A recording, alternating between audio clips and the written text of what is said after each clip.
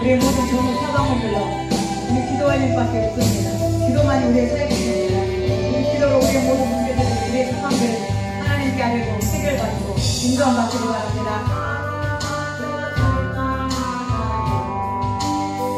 눈을 들어 하늘을 쳐다보세요. 당신을 사랑하는 하나님께서 해결해 주실 거예요. 주님 일하시옵소서.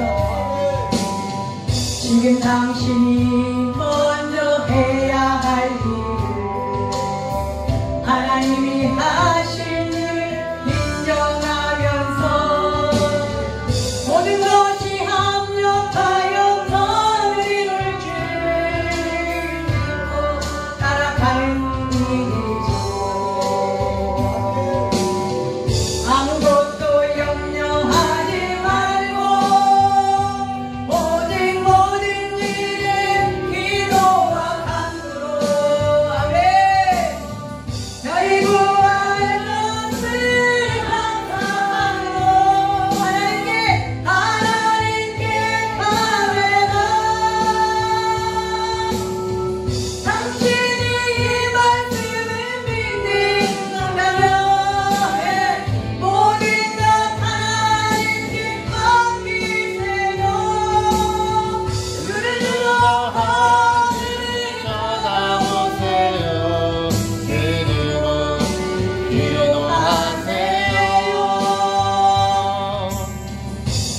끝없는 고난으로 울고 있나요? 등을 들어 주님을 바라보세요. 당신을 창조하신 하나님께서 해결해 주실 거예요. 지금 당신이 먼저 해야 할 일은 하나님이 하실 일을 신뢰하면서 모든 것이 합력하여서 이루실 믿고 순종하는 일이라. 내가 물 가운데 지날 때에 우리 너를 침몰치 못할 것이며 내가 불 가운데 지날지라도 불꽃이 너를 가지 못하리라.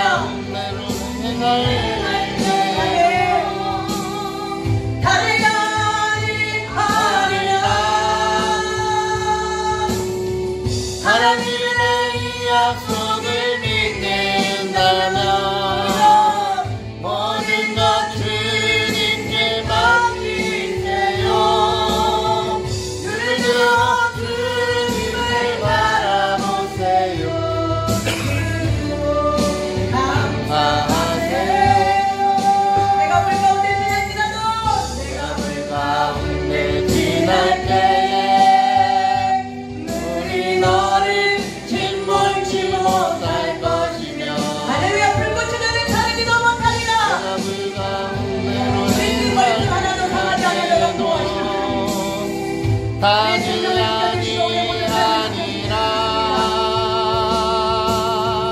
하나님의 이 약속을 믿는다면 모든 것 주님께 맡기세요. 눈을 들어 주님을 바라보세요. 그리고 감사하세요.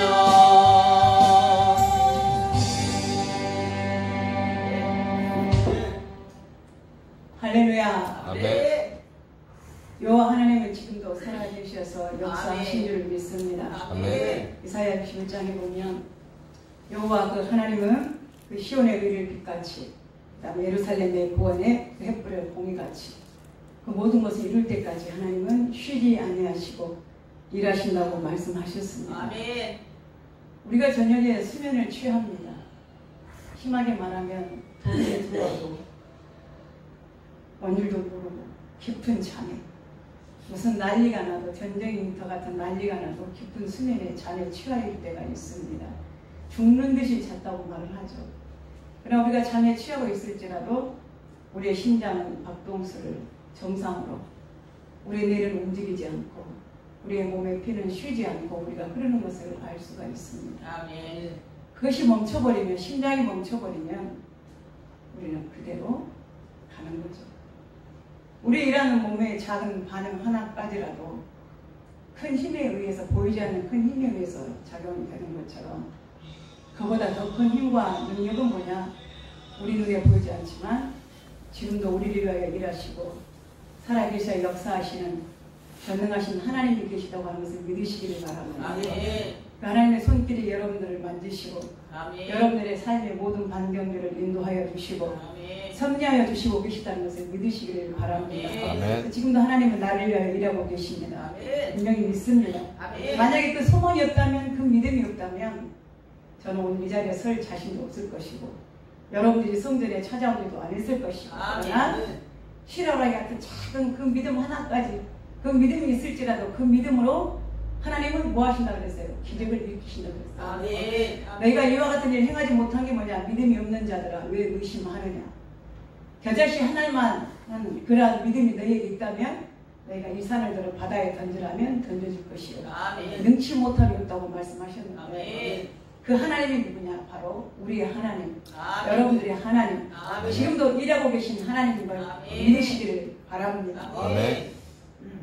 이 추석 명절 한 주간에 인터넷이나 뉴스에 많이 탑 뉴스가 되는 일들이 한 가지가 있었죠. 지금 우리 온 대한민국에 보면은 한쪽에서는 코로나 때문에 신음하고 코로나 때문에 모든 경제 파탄이 나고 일자를 잃었고 신음하고 있고 아파하고 있고 고통을 당하고 있지만 그 모든 것을 한 방에 밀어줬다고 하는 어느 한 가수가 나타난 걸 여러분 아실 겁니다.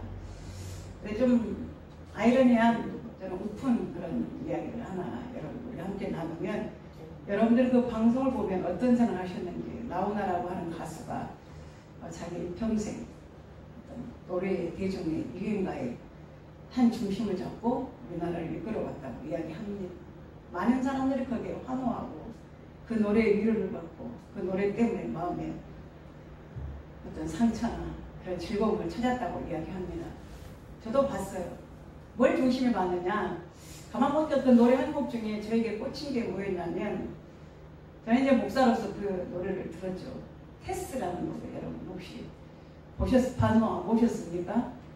테스라는 테스형? 테스형인지 테스인지 아마 그 타이틀을 제가 정확하게 모르겠는데 아리스토텔레스를 빙자해서 의미적인 어떤 해학적인 그런 말들로 사용해서 언어를 손해서 노래 가사를 만들었다고요.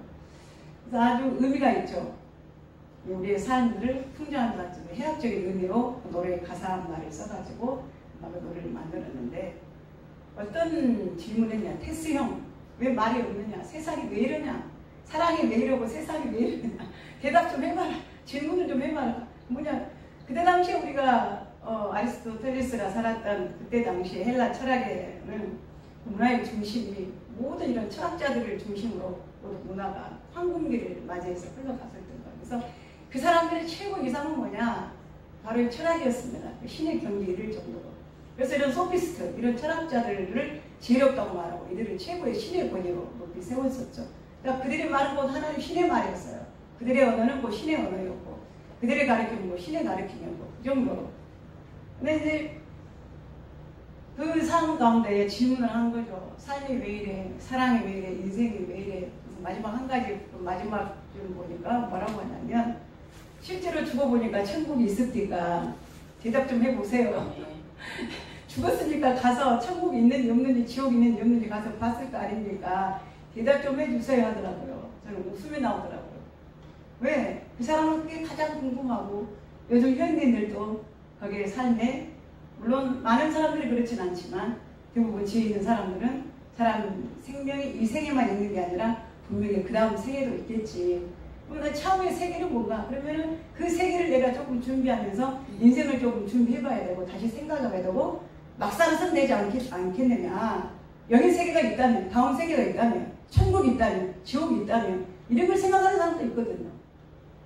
근데 그 질문을 던져서 형님이 먼저, 테스 형님이 먼저 죽었으니까 우리에게 좀 대답 좀 해보세요.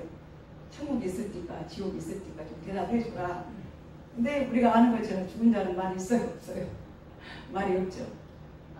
근데 그걸 느끼면서 씁쓸한 생각을 했었어요. 그래, 많은 사람들이 그 정답을 찾기를 원하고 그 길을 찾기를 원하고 진리가 무엇인지 어떤 것인지 그 길을 찾기를 원하지만 그 길을 몰라서 지금도 헤매는 사람이 있고 그 길을 모르기 때문에 진리를 모르기 때문에 지금도 우상에게 절하고 우상을 찾는 사람들만 있다고 하는 거예요. 아멘. 그러나 저와 여러분들은 정확한 정답을 알고 있습니다. 아멘. 그래서 천국은 있다. 아멘. 지옥도 있다. 아멘. 반드시 죽음 뒤에 내세의 사후도 있다는 거예요. 그럼 만약에 이 소크라테스가 테스 형님이 살아서 다시 와가지고 야 내가 죽어보니까 나훈아야 천국 있더라 지옥 있더라 말해줄 수 있으니까 한들 없다 그랬거든. 그 대답 자체도 우물이지만 웃긴 이야기지만 그 질문 자체도 역시 갈 수도 없고 올 수도 없는 상황이라는 거예요. 그게 어디가 있어요 정답이. 우리 누가복음 16장에 보면 부자와 나사로 이야기 보면 알 수 있잖아요. 똑같은 질문이에요. 그 부자가 죽어가지고 가니까 뭐요? 자기는 천국 지옥이 없는 줄 알았거든요. 근데 가서 보니까 있는 거예요. 자기는 어디에 있어요? 음부에가. 지옥 가기 전에 음부에서 대기하고 있고 자기 집 앞에서 마당에서 걔가 그 상처를 핥으면 자기들이 버렸던 그 찌꺼기, 음식 찌꺼기를 빌어 먹으며 살았던 나사로는 어디 갔어요? 아브라함 품에 앉아가지고 낙원에 있는 거예요. 너무 기가 막힌 거예요. 내가 이런 삶이 있을 줄 알았느냐 몰랐다고 하는 거예요. 근데 죽어보니까 있는 거예요. 자 그러면 나는 이 지옥불에서 고통을 당하고 살고 있다 할지라도 그래도 인정을 있는가 봐요. 형제간에 우애는 있는가 봐. 뭐라고 했어요? 아브라함이요. 근데 지금 저 세상에 누가 있다고 해서 내 형제들이 있는데 저 나사로를 다시 어디로? 저 땅으로 저 세상으로 보내가지고 우리 형제들은 이 내가 이 고통당하고 있는 이 음부에 물 한 방울 먹지 못해서 헐떡거리고 있는 이 음부에 오지 않도록 저 나사로를 보내가지고 우리 형제들에게 좀 여기 오지 말라고. 지옥이 있다고, 천국이 있다고. 너네 형님은 지옥 갔다고, 나는 천국에서 왔노라고. 너희는 너희 형이 나를 보내는데 여기 절대 오지 마라 그러더라. 사신으로 보낸다고 해도 할 수 있냐고 말이에요. 할 수 없다고 했어요. 아브라함이 그랬죠. 야, 너와 나 사이로 구렁이가 끼어서 간격이 있기 때문에 천국과 지옥이죠. 음보와 나골입니다. 지옥입니다. 그 사이에 있기 때문에 오고자 하나 가고자 하나 오고 갈 수가 없다고 하는 거예요. 왜? 이미 끝났다고 하는 거예요.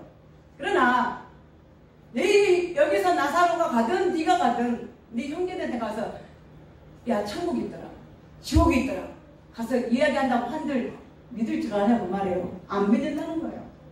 너희 형제들은 지금 가면 뭐예요? 율법이 있다는 거예요. 선지자들의 말씀이 있다는 거예요. 다시 말하면 이 성경 말씀이 있어. 가르침이 있어. 천국 있다고 가르치면 그 가르침을 받으는데, 그러나 살아서 아무리 돌아간들 사람들이 그 강팍한 마음들이 돌아서겠냐고 말이에요. 없다고 하는 거예요. 자, 지금도 벌써 우리가 가끔 보면 해토픽이나 우리 이런 현실 속에서도 뭐 사흘 동안 나흘 동안 뭐 냉동실에서 아니면은 뭐 죽음 위기에서 있다가 사람들이 다시 살아난 사람 있잖아요. 아주 뭐라 그래요? 야, 내가 천국을 보고 왔다. 내가 지옥을 보고 왔다.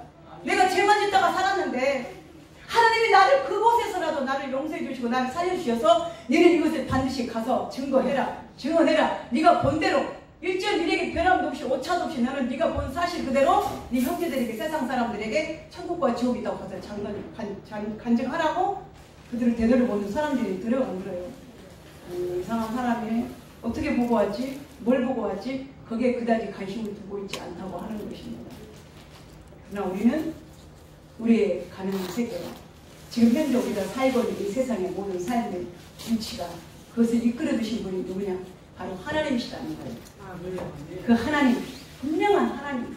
그래서 우리가 지금 이 시대를 살아가면서도 많은 것들이 불확실한 시대에 우리가 이런 알지 못하는 미지의 세계, 불안한 세대에 우리가 살고 있지만, 우리가 지난 시간에 이어서 정말 슬기로운 신앙생활, 슬기로운 믿음 생활을 위해서 두 번째로 오늘 우리가 가져야 될 것은 뭐냐? 오늘 이 데살로니가전서 우리가 항상 듣는 말씀이지만 다시 한번 여러분들과 함께 이 말씀 가운데 은혜를 받고자 합니다. 함께 은혜 받으시기를 바랍니다. 자, 오늘 이 사도 바울은 데살로니가 교인들에 대해서 말합니다. 항상 기뻐하라, 쉬지 말고 기도하라, 범사에 감사하라. 아마 모르는 분들 없을 거예요. 우리가 찬양을 통해서도 알고 있고, 내가 기도해야 된다는 거 알고 있고, 내가 기뻐해야 된다는 거 알고 있고, 항상 모든 범사에 감사해야 된다는 것을 알고 있어요. 근데 아는 것만큼 실천이 됩니까? 안 됩니까? 안 되는 거죠. 저도 그래서 오늘 아침에 일어나자마자 일어나면서 오늘 설교 제목이 뭡니까? 항상 기뻐하라, 쉬지 말고 기도하라, 범사에 감사하라. 기도가 있어요. 기도가. 그래서 일어나자마자 잠깐, 그래, 오늘 설교는 기도야. 그래서 침대밭에서 잠깐 일어나서 앉아서 1, 2분 동안이라도 기도를 했습니다. 하나님, 오늘 기도입니다. 오늘 주일입니다. 성도들 발걸음 인도해주시고 우리가 주님 앞에 나와 합당한 예배로 영광 돌리게 하여 주시옵소서. 기도. 자, 근데 오늘 여기 보면 우리가 지금 이 마지막 세대를, 이 시대를 우리가 살아가면서 할 수 있는 건 뭐냐? 우리가 하고 싶다고 해서 내가 하기 싫다고 안 하는 게 아니라, 오늘 사도 바울은 주님은 우리에게 명령하신 거예요. 뭘 명령하셨습니까? 기뻐하는 걸 우리에게 먼저 명령하셨어요. 먼저 뭐 하라? 기뻐하라. 아멘. 이 기쁨은 아무에게나 오는 게 아니죠. 불안하면 기쁨이 없습니다. 근심하고 있으면 기쁨이 없습니다. 마음에 뭔가 무거운 거 있으면 기쁘지 않습니다. 마음에 뭔가 매여 있으면 기쁘지 않습니다. 그러나 우리는 이 기쁨이라고 하는 것은 어디로부터 오는 기쁨이 최고냐? 위로 하나님께로부터 오는 이 기쁨이 먼저 만족이 되어야 된다고 하는 것입니다. 그게 하나님의 뜻이에요. 이사야서 11장에 보면 하나님께서 뭐예요? 시온에서 그 고난과 고통을 받고 있는 자들에게, 그 슬픔이 있는 자들에게 뭐예요? 우리의 모든 것들을 근심을 바꿔서 우리에게 찬송의 옷을 입혀주시고, 우리가 죄 대신 우리에게 머리에 화관을 씌워주시면서 우리를 그 희락의 기쁨으로 우리를 인도하여 주신다고 말씀하셨습니다. 아멘. 하나님, 우리가 근심에 쌓이는 걸 원하지 않으시는 거예요. 그래서 가장 먼저 지금 말씀하시는 건 뭐예요? 너희는 마음에 근심하지 말라. 왜? 근심 우리의 기쁨을 거둬가거든요. 하나님을 믿으니 또 나를 믿으라. 그래서 하나님을 믿는 사람, 하나님의 성령을 받는 사람의 가장 큰 증거가 뭐냐? 기쁨입니다. 성령의 열매는 뭐냐? 기쁨이에요. 오직 성령의 열매는 사랑, 희락. 두 번째가 희락이죠. 이 희락이라는 것이 뭐냐? 기쁨이라고 하는 거예요. 그래서 이 기쁨은 누가 주냐? 땅에서부터 나는 이 땅에서 얻는 기쁨이 아니라 이거는 잠깐적인 거예요. 그러나 어디서부터 어떤 기쁨을? 구원의 기쁨이 가장 크다고 하는 거죠. 그래서 하나님이 우리를 시온에서부터 우리에게 구원의 옷을 우리에게 입혀주시고 우리를 하나님의 기뻐하는 자, 하나님의 신부로 우리를 인쳐주셨기 때문에 너희들은 기뻐하라고 하는 거예요. 그래서 이사야 12장 보면 내가 너희들을 heb시반하고 내가 너희를 뿔려하자. 너희는 나의 신부라. 내가 너희를 기뻐하노라. 너희들은 기뻐한다고 하는 거예요. 여러분 자녀들이 근심에 쌓여 있어요. 부모들이 외면합니까? 그러다 이제 말든지 무슨 안 좋은 일이 있나? 전혀 무관심? 아니잖아요. 물어봐요. 여보야 무슨 일이 있어? 왜 그래? 물어보잖아요. 주님은 우리가 기쁨으로 있는 것을 원하시지 근심 속에 있는 것을 원하지 않는다고 하는 것입니다. 이 모든 것은 다 연결이 되어 있어요. 그래서 이 기쁨을 먼저 우리가 생각하면 어떤 기쁨? 구원의 기쁨인가요? 여러분 그 구원의 기쁨이 있습니까? 그럼 뺏어가버려. 뭐가 더 커요? 세상의 근심이 더 큰 거예요. 세상의 염려가 더 크기 때문에 이 기쁨을 잠쳐버리고 아무것도 없이 한다고 하는. 그러나 우리가 하나님이 주시는 그 위로부터 이 땅에서 오는 기쁨이 아니라 위로 하나님이 주시는 그 구원의 은혜를 생각한다면 그렇잖아요.